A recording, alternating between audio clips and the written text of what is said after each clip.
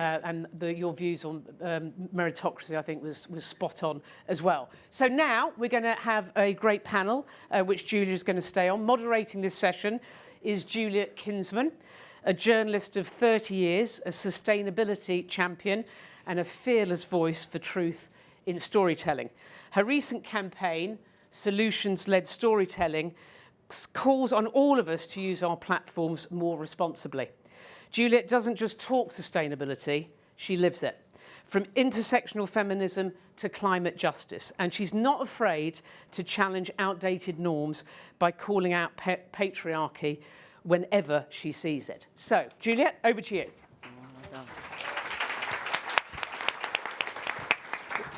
Thanks so much. So I'm going to introduce my panel. The word feminism has come in. Thank you. That's really laying down the gauntlet.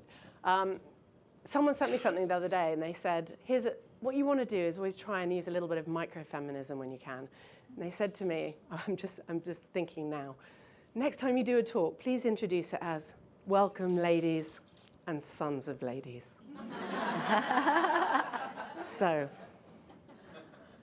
whether we want to, yes, I would love it if you, thank you for me, I'd love it if you showed the slide with our thank you, who we have joining me today, because what's really interesting, Alessandra likes to keep me on my toes, a very big panel. It's a big conversation to navigate.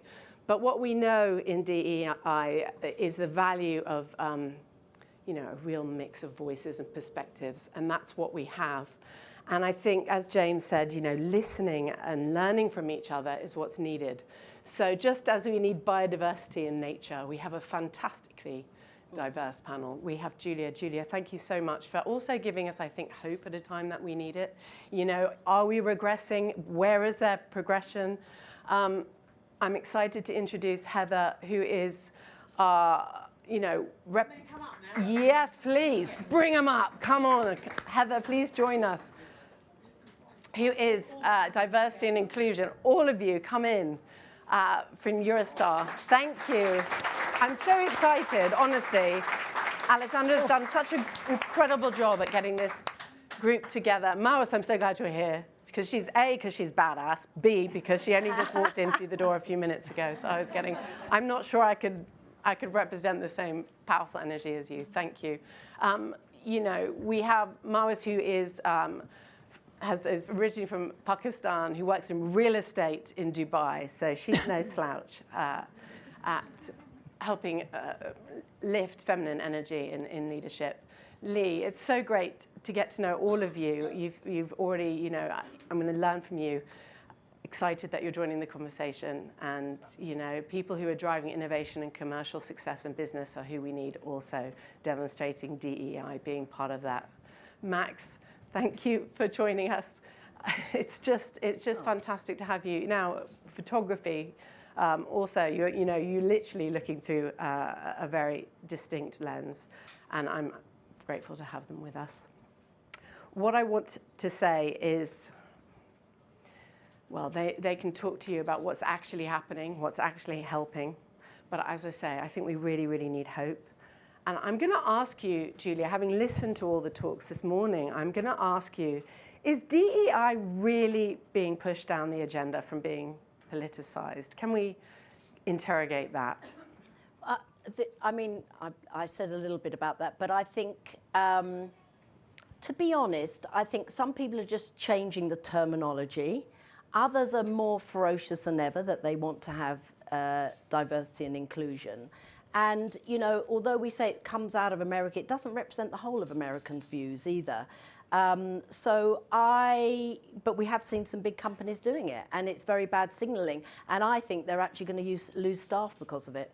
Well, I'm going to encourage you all to interact and have a proper conversation, because what's great is you're all open to speaking your mind. You're not here to represent a company agenda. And I'm going to say that Max sent me only this morning when I was sat here an article which showed that the Ministry of Justice has just scrubbed out a lot of its DE&I representation this week. So for real, I put it on my Instagram stories, but you might not want to give the Telegraph clicks for that one. Max, you also gave me, you reminded me of this, we're seeing the backlash against the backlash, which is the likes of Pfizer, Apple. 98% of their shareholders very clearly rejected the anti-DEI policies. Coke, Amex, Visa, Disney, 99% were anti the anti. So Target, however, who rolled back, saw a massive drop in their share price. Max, what do you think? I think you stole all my stats. I verified them. She asked me for the reference, and now I know why. I think that we reacted. I'm not going to include myself in this. Some people reacted very, very quickly to last year. If you'd have put me in this position and said, what did I think was going to happen last year? I was genuinely waiting for the DEI industry to collapse. And I'd been in it for 3 or 4 years. I'd been talking about LGBTQ issues, about trans issues, which are particularly hostile at the moment. And I really thought, okay, that's it. We are done. Nobody is going to want to do this. You fast forward to now, and you've got this huge DEI backlash of people saying, actually, no, F that, frankly. They're saying, we're not going to do this, we're not going to put up with that, and actually there is a value in this. And you mentioned Target, I think their share price has dropped by like 40% or something crazy like that, just from public backlash of their anti-DEI policy. So I think, for me, it's proof that we need to not listen to the loudest voice, and that loudest voice doesn't necessarily represent your customers, your shareholders, public opinion. I think that we have to make sure that we're not just responding to something just because someone who is apparently powerful has tweeted something about something that's happening in your business doesn't mean that you immediately need to cancel it. We actually need to wait and see what's happening. And I think it's also forced people to be more introspective about why they're doing what they're doing. It's been quite easy to be an ally at points over the last 10 years. It's getting harder and harder. But I think a lot of people have said it and they haven't acted it, and now it's forcing people to act it and be an advocate. And I'm actually very pleased to see the response that we've got.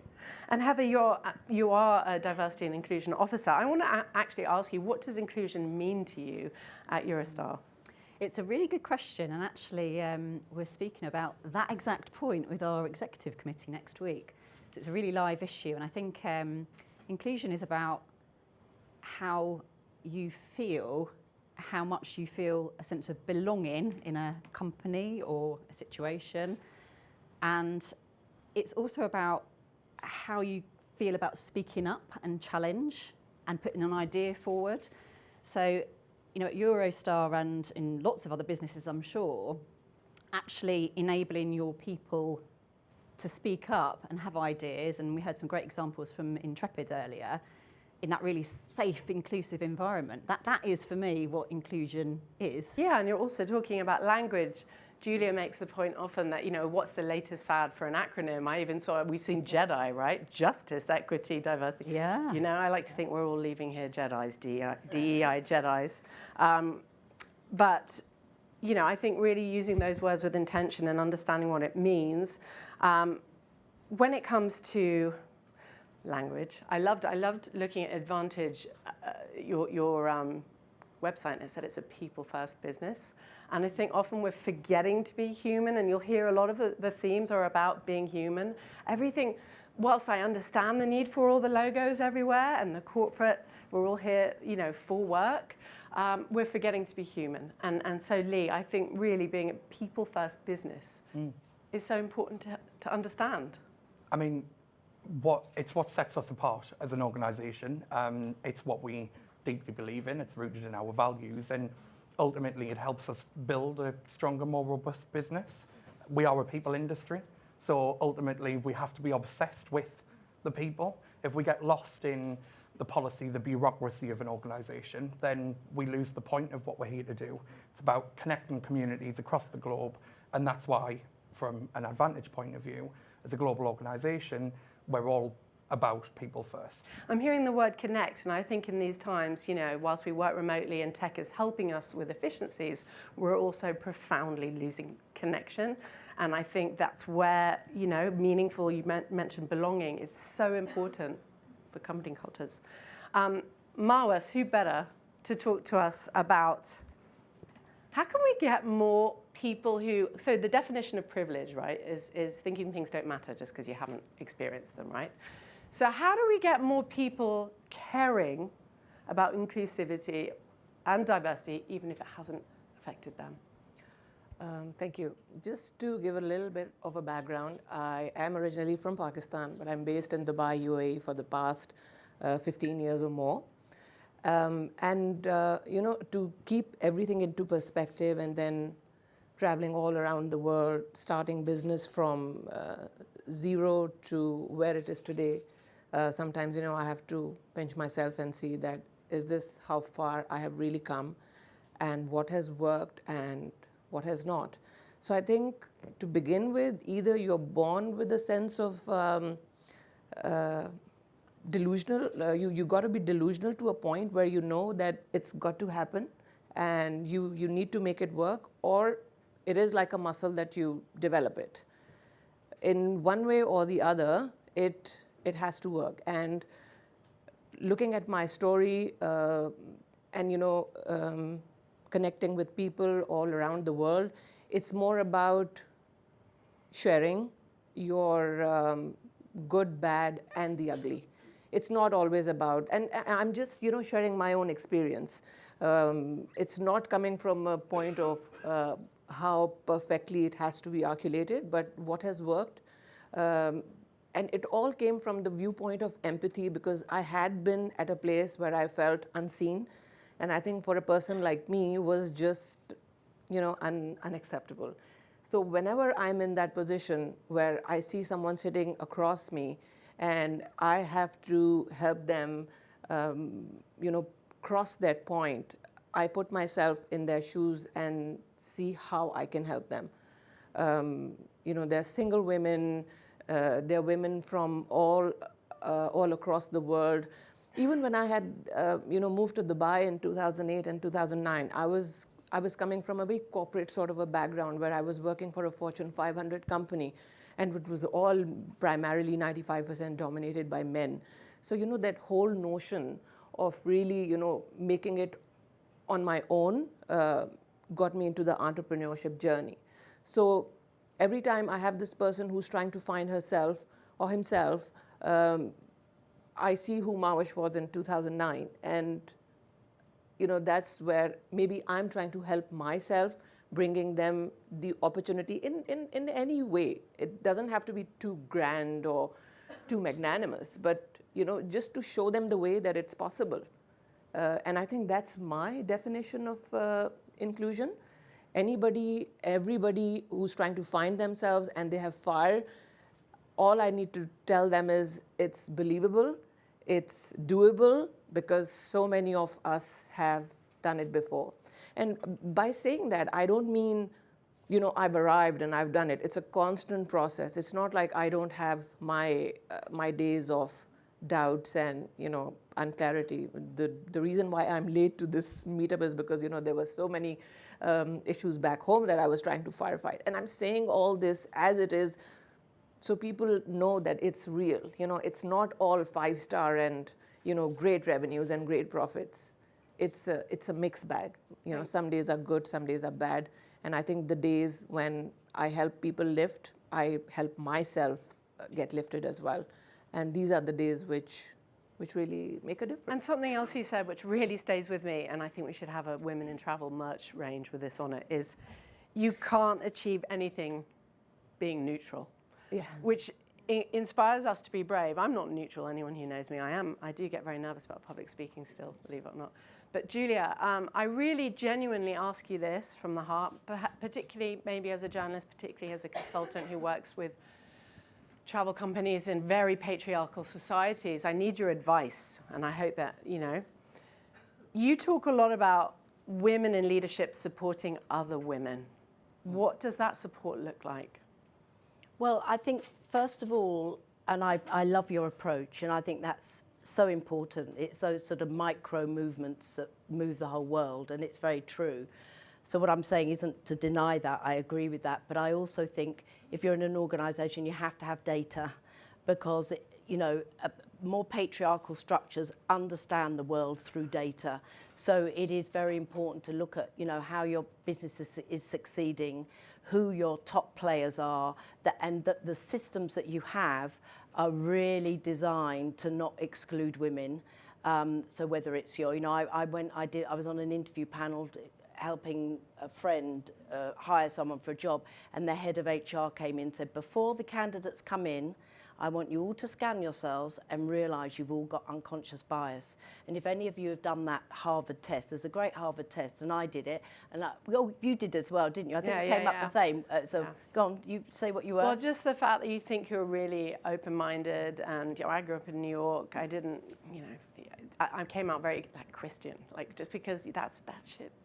You absorb that as a child. I'm just saying there are things that go through, and you think you're agnostic. Yeah.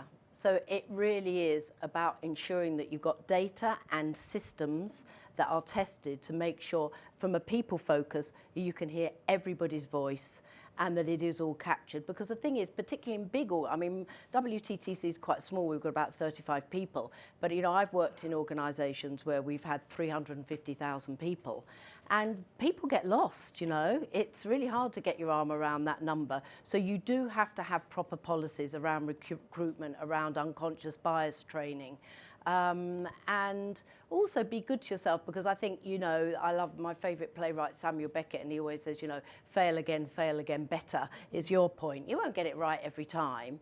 But also be brave to call it out. Because I've been around a top table, and it is very hard if I've often been the only woman at a top table. And when you call it out, that you can see them all physically kind of move back. It's really a weird thing. But you're somebody who holds power and authority. I'm going to put it to you straight. You are schmoozing with ministers of tourism and things, right? I call it out as a journalist at a table. I did a couple of weeks ago. Someone who was rolling his eyes at anti-colonialism.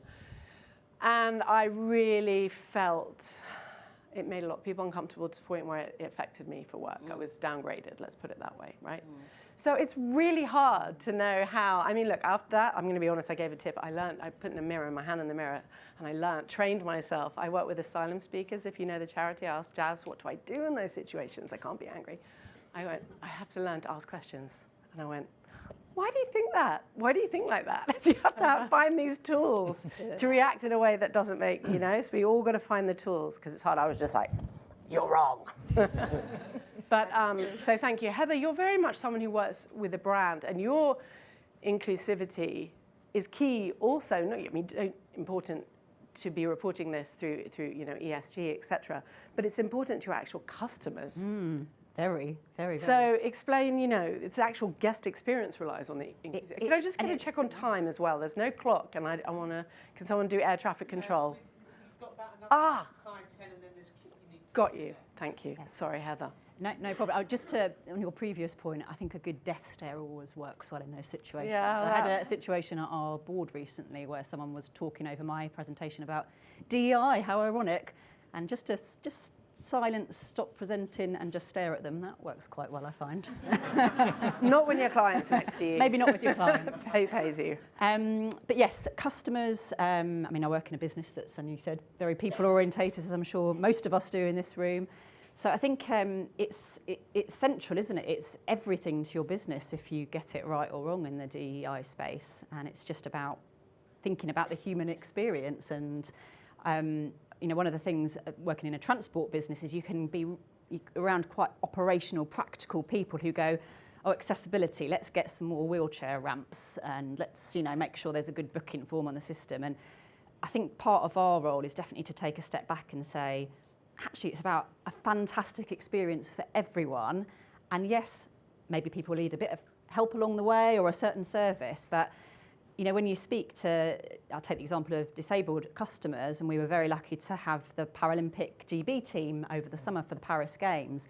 And what they told us is, we want to sit together, we're a team, we're preparing to compete. It's really important that we all travel together. We can discuss our plans, we can, lighten the mood, etc., when we're all quite tense.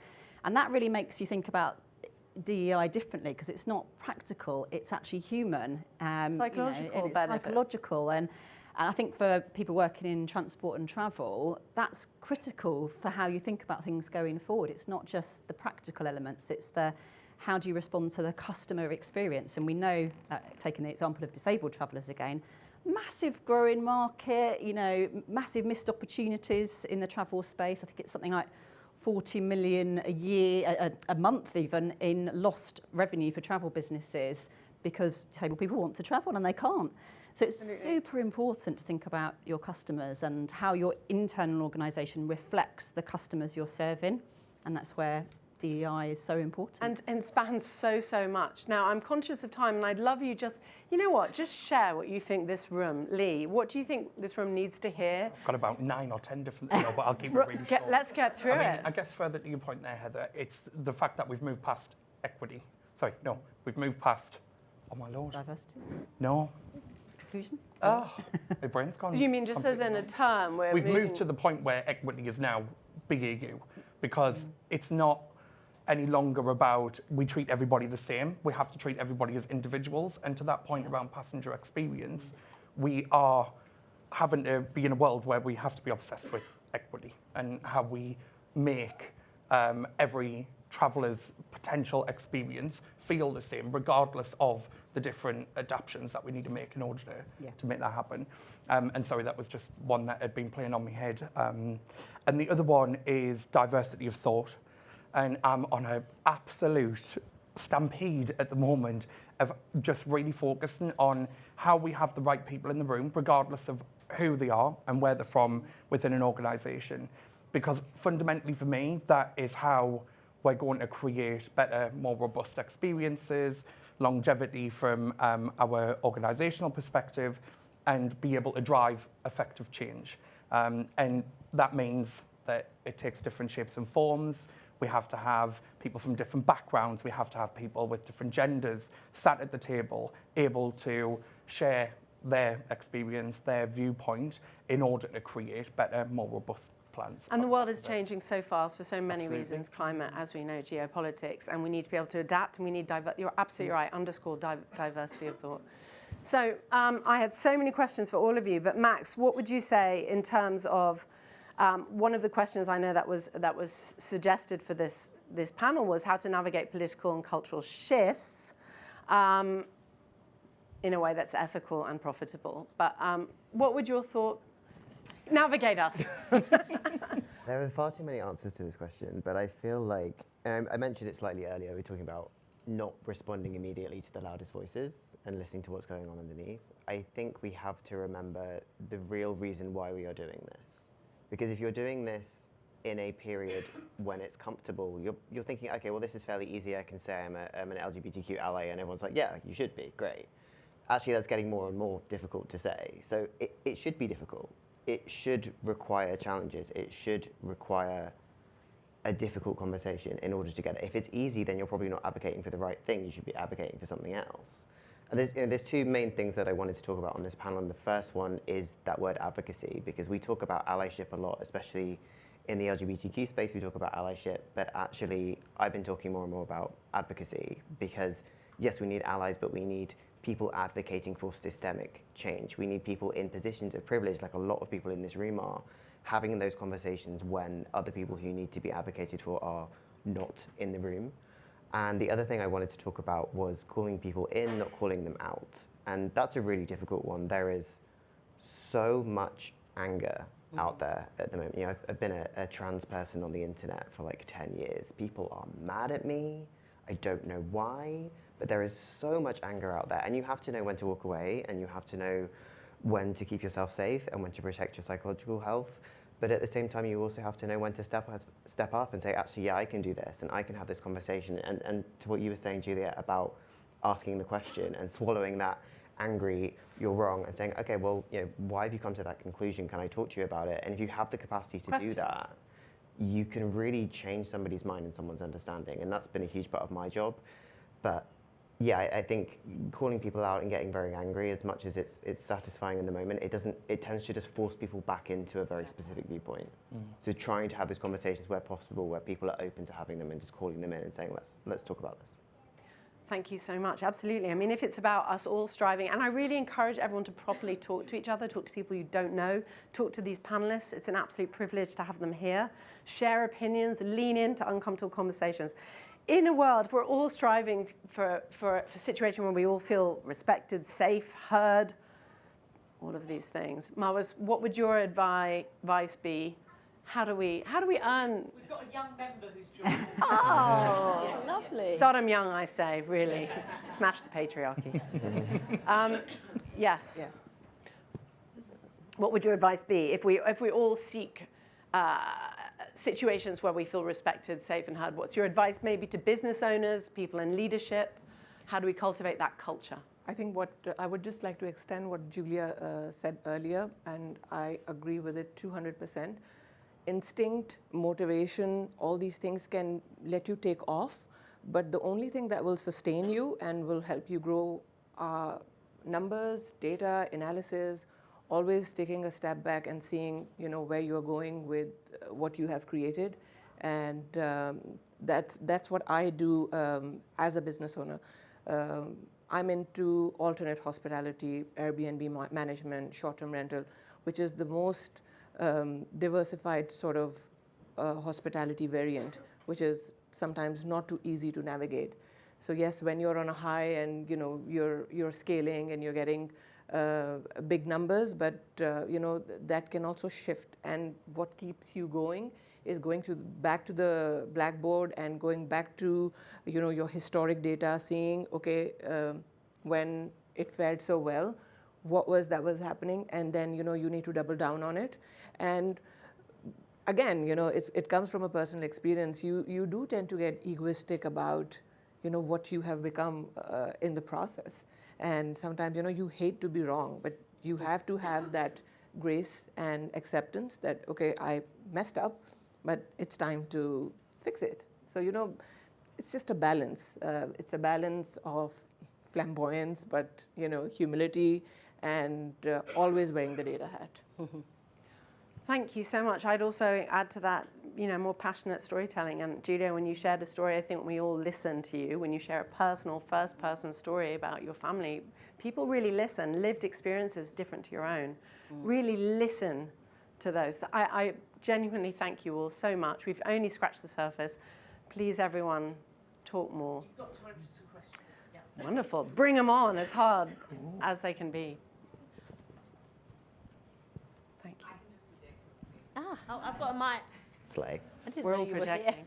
I wondered if you had examples of support for intersectionality, because I think sometimes we get caught up in conversations. Oh, thank you. Perfect. It's just if you have any examples of good support for intersectionality. I think sometimes we get stuck in the conversation about being women or being black, but we forget that some of us are both women and black. And so often I'm experiencing racism at the same time that I'm experiencing gender discrimination. And then people get caught up in, well, there are tons of women in these positions, yes, but how many of them are black? Or there are tons of black people, but how many of them are women? So if there are any examples that you have of intersectionality. Thank you. That's such a fantastic, important question. Who would like to answer that? Who has observed or experienced that in action? I mean, I can say something, certainly at Eurostar, head of D&I, Georgie, is in the room as well. Should give a little wave. That we've talked about quite a lot, because a lot of our colleagues have raised exactly the same very good point that you do. And to be honest, we've really grappled with it, and we haven't got the answer yet, I don't think. But I think the way we've tried to approach this conversation is to say, rather than looking at very individual topics, let's start at the base level of being able to have open and honest conversations with each other and talk about our own experiences in the workplace, and recognise that people are coming in with different experiences, different views, different experiences of life, etc. So at Eurostar, we've got facilitated training that does that for our colleagues. We're just about to start the second round of it, actually. And it's really raw, some of the conversations that happen. And people come in quite sceptically into the room sometimes, almost like forcing them through the door. And afterwards, they realise they really needed that conversation. So haven't got a complete answer for you yet. It's just allowing and facilitating that. My quick example. Absolutely, and giving people time to have those conversations. And just learn, thinking this is helpful. Like I called out misogyny, I'm sorry, Zina, in Morocco once. I experienced it seriously at a conference. And my friend Shivani, I'm sure she wouldn't mind me saying this, quoting her, turned to me, she went, "You think that's bad? You try experiencing that as an Indian origin woman experiencing." And it made me just balk. And I was like, you are so right. I was humbled. And I think just constantly inviting people to be honest and thinking, you are so right, thank you. I guess one of the things that we talk about all the time, and I know our leader, Juliet, religiously says this on pretty much every call, we have to, and it was the same as what James had said earlier on, we have to get comfortable with being uncomfortable. So we're constantly trying to push ourselves out of our comfort zone in order to get to that place where we can find the answers. Because you're right, we're not going to find it if we all just kind of sit happily and pretend that things are going to be all right. We're going to have those really hard conversations. So similarly, I don't have the answer to your question directly, but if all businesses are doing that, then surely we've got to be making progress if we're really pushing ourselves to be uncomfortable. And I urge everyone to really understand what intersectionality is in the climate justice movement, and all of you to really understand that. It's such an important term and situation for so many people disproportionately affected. Thank you. Any other questions? Time for one more? I mean, it would be lovely to have another. Thank you. Hi. Any advice for Gen Z, like 20 years old? I have, at the moment, I'm training for 20 years old. Two are my children, one is my nephew, one is my niece. And I see their friend constantly. And what I see is that their generation has had a backlash compared to our generation. When I was 20, 25, we were much more open, and I feel they had a backlash. Boys, girls, and in all different industries. Travel, catering. More prejudiced? You mean they're less open to diversity and tribal? Very yeah, less social open. media hasn't helped with that. So it's very tribalized, and it's, okay. Who can speak to that? I mean, we see that through, obviously, the manosphere. We see that through many different... Please, Max, thanks. So it's really interesting, often when I talk about trans stuff, people will say to me that their kids just get it. And I really like that, but actually what I remind them is that the reason why they just get it is because we've got maybe 15, 20 plus years of inclusive education, which is why they understand it, and we've got inclusive TV shows, and we've got some inclusive social media and some awful social media. But I think if we're seeing older kids, adult kids who are not able to engage in that, we need to think about how we thought about that progress, because often people see progress as a very linear thing. They see it as something that's very secure. So, okay, we've now voted in gay marriage, so that can't go back, and we've now had cultural attitude shift, so that can't go back, but actually it can, we're seeing it. You know, the UK has dropped from first to 22nd place in safety for LGBTQ people in 10 years. You know, we are seeing in real time this slide back happening. So I don't have direct advice for them, but I do think it's a broader thing that we need to be aware of, that we have to protect where we've already gotten to and come back to that and keep having those conversations. And if those kids, if those young people aren't having those conversations at school, if they're not having those conversations on social media, we actually have to be having it with them.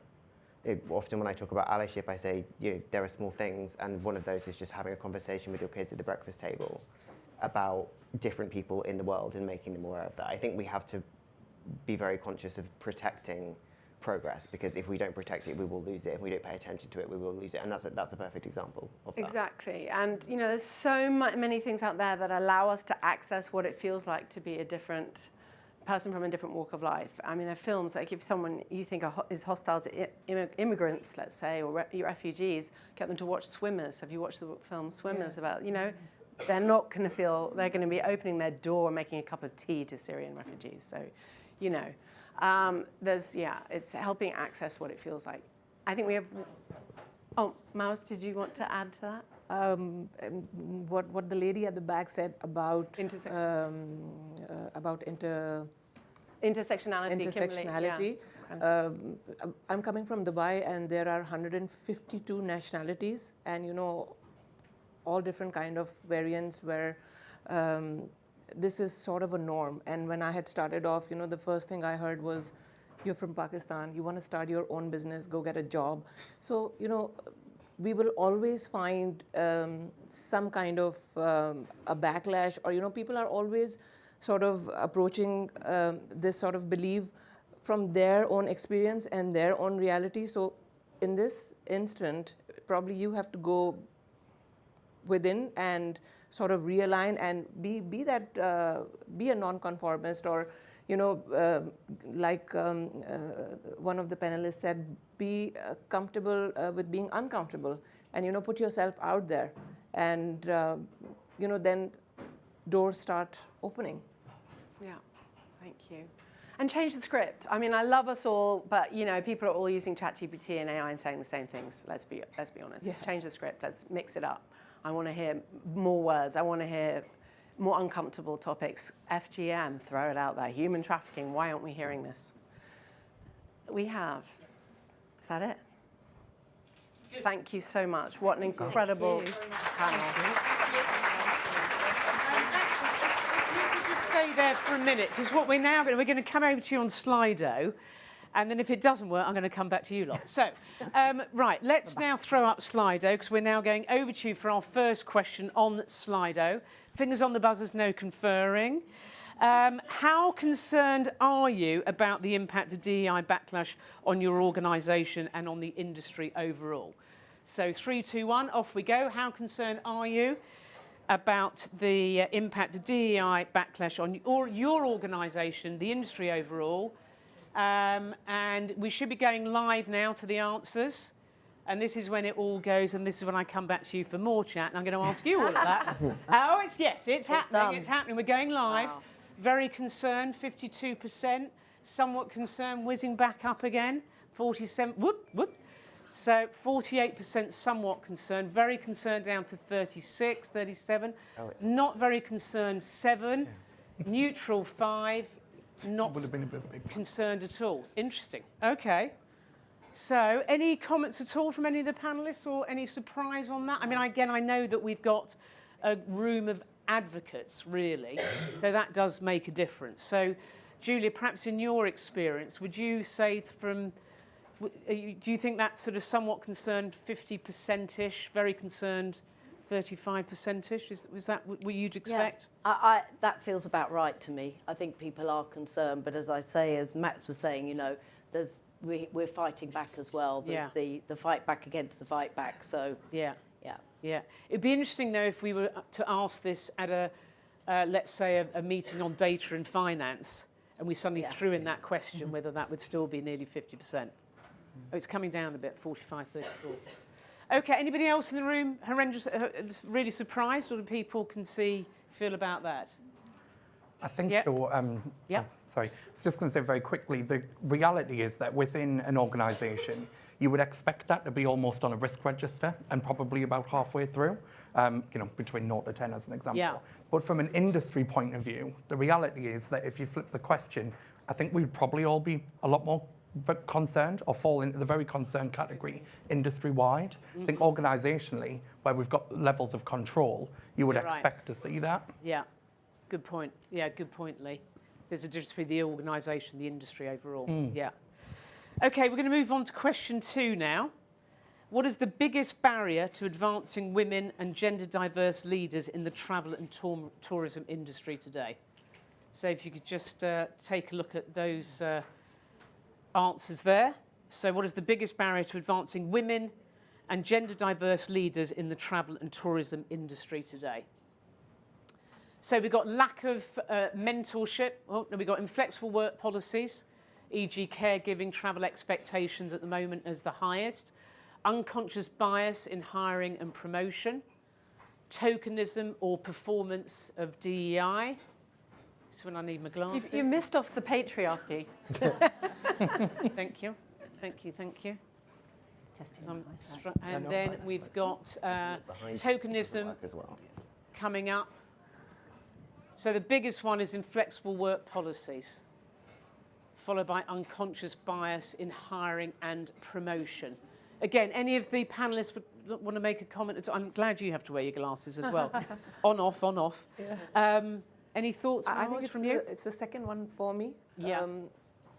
It takes a while for the entire infrastructure and the system to shift.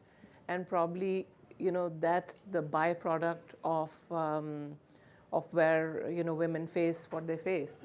It's just because the system will take more than a few years, a few decades probably, to be so optimized that this will not be a concern anymore. So for me, it's number 2. Number 2. Yeah. Anybody else have I just add, I totally agree for number 2, but it's also something in the, where do the women go? Because, you know, you can sometimes have a good start, you know, people come into a business, but because of some of the other reasons on that list, perhaps women leave the business, they're not able to, or they feel they're not able to progress because there becomes blockers at a more senior level. Right. So I think there's, you know, you sort of almost combine some of the answers there, but it's about the promotion, the longevity of career. How are you helping women through that career path up to a more senior level? Yeah. Yes. Yes. Sophie. Sorry, hi. Yeah. I find that really interesting. Can we have a microphone here? Thanks. Yeah, if we could, those with microphone holders, get your Adidas shoes on. Yeah, well, I'll come to you in. Yes, Sophie. Hi, I'm Sophie from TTG. Yeah, I just find that really interesting. I've become a mum recently, well, in the last year and a half. And I'm very lucky. I have a very supportive ally, and our CEO Dan, and you know, TT is great. But I think for mums in the industry, I think the work policies, the number of events, the travel expectations is really hard. If you are still breastfeeding, there's a pressure to stop early if you have to go to lots and lots of events or you have to travel. Yeah. And I think that in particular will curtail women who are advancing. They will have to choose family over career, I think, in some respects in travel, because of the number of events and the travel expectations. And I just think, so the mum piece is quite one of the another answer there is what you're saying. Yeah, the birth mum piece. Yeah, work, I think if you have children, you're almost forced to choose. Not if you have a very supportive boss, and you know, I'm very lucky, but I think there is a challenge for women in travel around that. Yeah. Right. Can I add something just very quickly? Say I work with a lot of different hotel groups at leadership, and I think they genuinely just don't understand the benefits to advancing women and gender diverse, having better gender diversity. They simply don't. When I sit at the table, they simply don't understand. If I say it's good for business because, you know, they don't hear it. So I just think these conversations are important. Good. So we're just coming to Ian for a microphone. And whilst we're getting it to Ian, it's wonderful that we've got a little one here with us, as you've heard, because of a working dad, which is fab. Interesting enough, be interesting to see if it was a working mum, if it would get the same response saying how lovely. Just you know, it is fabulous, but it is interesting. Okay, Ian, over to you. I just wanted to pick up on the point that you made about where do women go when they get frustrated and they you know, the glass ceiling, etc. But I actually think quite a few of them go and set up their own businesses. And actually, if you look in the travel industry, there are a lot of really successful female entrepreneurs. Now, I don't know if that's the reason that they've gone there, but they certainly exist. So I think that's a real positive. Yeah, and that's fantastic, isn't it, for the industry? And we do have time for a couple more, because that clock there is linked to the panel still. So we're good. Yeah. And anyway, I've got the microphone, so we'll stay as long as we like. So yes, over to you. Hi, I'm Meg. I'm from Orderly Travel. I wanted to make a point about the tokenism and that sort of falling into the unconscious bias when hiring, because I think a lot of the time women are hired, and anyone from minorities as well, only to come into the business, and lots of people turn to them and say, "Oh, you've only got the job because you're a woman, or because you're black." So I've been, you know, someone may have been overlooked because they are not a minority. And I think it's quite a problematic way of viewing things. And there is still this bias when people come into the workforce that, oh, you're only here because you're a token. That's a really interesting point. Any thoughts on that from people on the panel? That's a really interesting point. And you were nodding at the back when you raised the comment on intersectionality, that you felt that. As well. Any comments at all from anybody on the panel? Got a quick one, which is that ultimately that needs to start with the whole cleansing of applications in the first place, so that everything's anonymised, so that actually your unconscious bias, and I've had a conversation with Juliet about my unconscious bias, which is actually the opposite direction, where the majority of people that I've hired have always been women, but quite frankly, they are the best people for the job. So, you know, goes without Was saying. that because you had a great female boss, first of all, though? Set the keynote for your 100%, yeah. career. So it's always been the women that have inspired and pushed me to achieve what I've achieved so far in my career. And of which there's been 6 of them in total. And every single one of them have been the people who've pushed me through that path. So I think that's where it's been formed from, that actually I know the power. So when hiring women, it just makes perfect sense in my head, but clearly it's an unconscious thing. I guess to the application stage though, anonymisation, so that at least you looking at everything on face value, that we're not trying to make those pre-assessments is the first part. Obviously, once you go into the process, you're going to meet the person. So at that stage, it's naturally going to happen. But yeah, that's the starting point, I believe.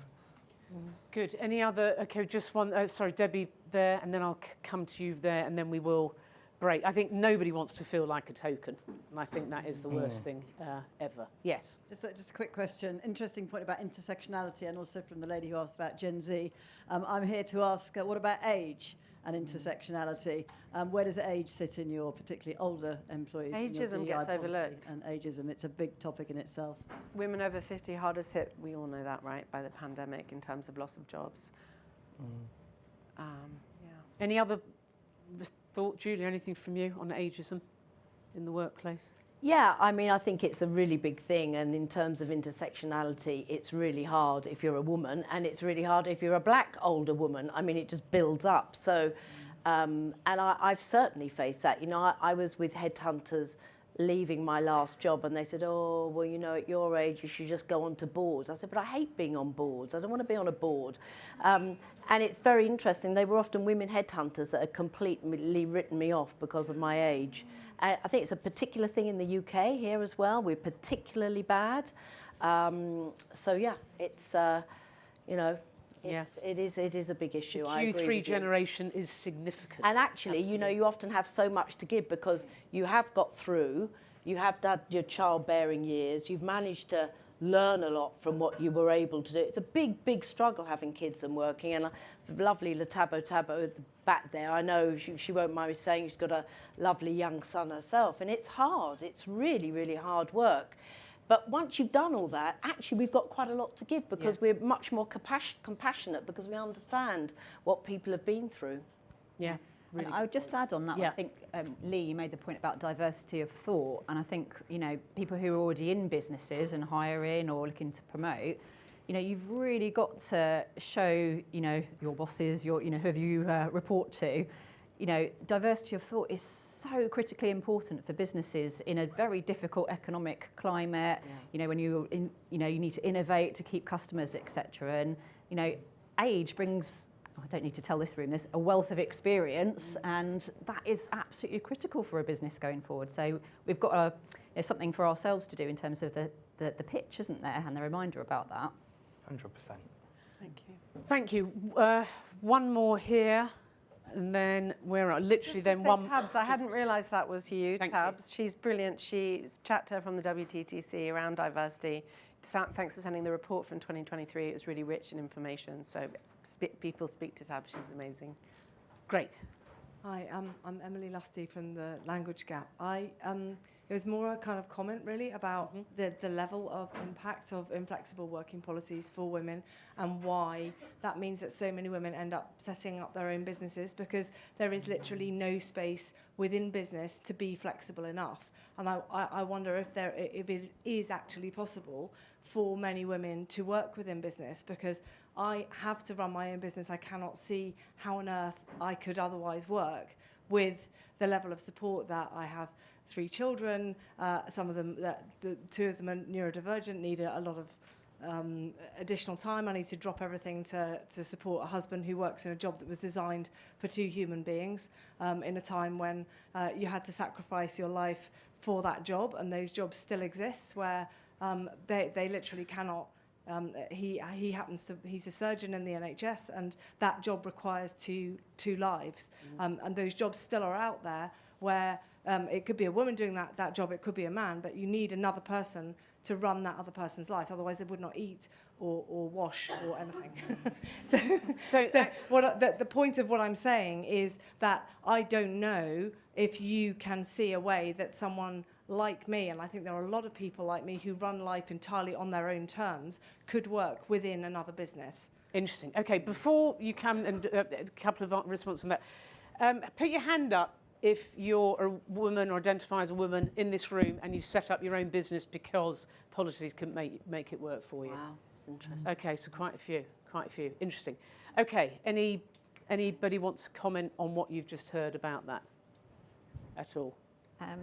I was just going to say, I think it's also down to people who are leaders in businesses who face exactly, the situation you might have experienced, actually saying that out loud. Our CEO at Eurostar's a lady with 2 children, and she often speaks about how tough it is to run a business and to bring up children, and the mess of the morning when the kid just tells you, oh, I've got a cooking class that I haven't got the ingredients for, whatever it is they do.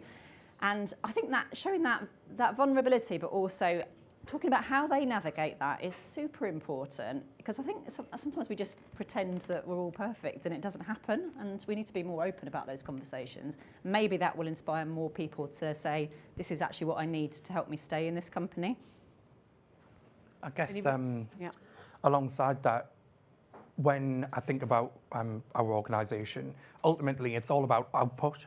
So as long as we get the output, actually who cares what hours you might need to work, if you need to change around the lifestyle, change around the working day because of other commitments that you need to have in place, because you only can work, 2 days a week, or actually, if you're going to come and be great with us, and we'll find a way of making that work. So fundamentally, that's what I think a lot of businesses need to get in the mindset of really being laser focused on output and stop worrying about all of the other don't get me wrong, if you've got customers, I get that it's slightly different because you might need to be there throughout core times. However, overall, I think as a principle, we need to be more focused on output and not the...